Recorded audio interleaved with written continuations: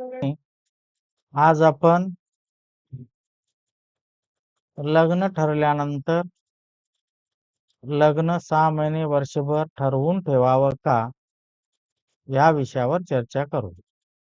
आपल्याकडे येणारा जातक हा लग्न ठरवून काही दिवसानंतर लग्न करू आम्ही साखरपुडा वगैरे करून असं विचारायला येत असतो. त्यावेळेला आपल्याला हा प्रश्न पडतो की ठरवून ठेवावा का नाही. त्यासाठी हे व्हिडिओ करत आहे.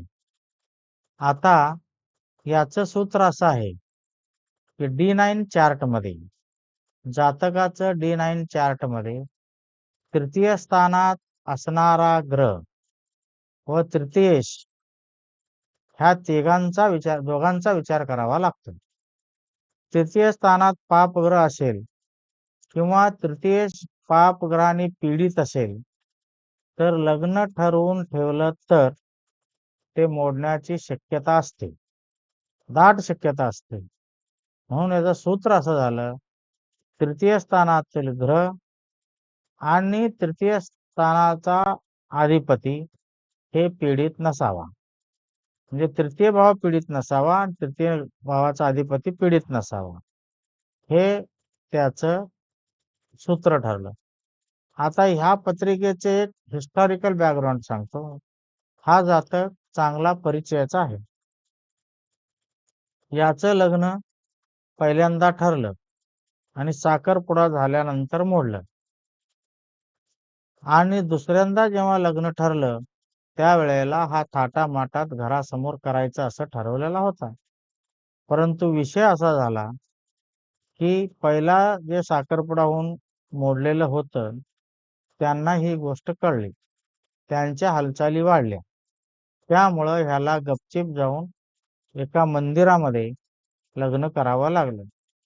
म्हणजेच तृतीय स्थानात असणारा ग्रह लग्न ठरेपर्यंत अजिबात ऍक्टिव्ह नसतो आणि ज्या वेळेला लग्न ठरतं त्यावेळेला तो ऍक्टिव्ह होतो आणि मोडण्याचा किंवा लग्नात व्यत्यय आणण्याचा प्रयत्न करत असतो.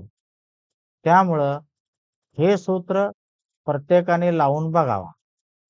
म्हणून या ठिकाणी या पत्रिकेमध्ये लग्न धनुचा असून त्याचा तृतीय स्थानात शनी पापग्रह आहे, पण त्याच्यावर कुठल्याही शुभग्रहाची दृष्टी नाही आणि तो स्वतः स्वग्रहीचा आहे, शशियोगात आहे, स्वग्रहीचा आहे.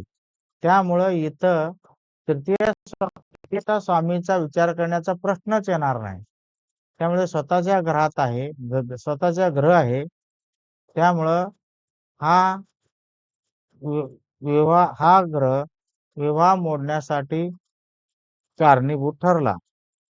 म्हणून प्रत्येकांना मी सांगतो की हा छोटासा सूत्र आहे, पण छोटासा व्हिडिओ केला की आपण येणाऱ्या माणसाने विचारलेल्या प्रश्नाला उत्तर देताना फक्त D9 चार्ट मधले तृतीय स्थान आणि तृतीय स्थानाचा अधिपती यांचा विचार करावा आणि त्याप्रमाणे त्यांना मार्गदर्शन करावे. आणि माझं सगळी सेवा जी आहे ही नॉन पेड आहे. कुठल्या प्रकारचा त्या ठिकाणी आर्थिक व्यवहार होत नाही. श्री स्वामी समर्थ.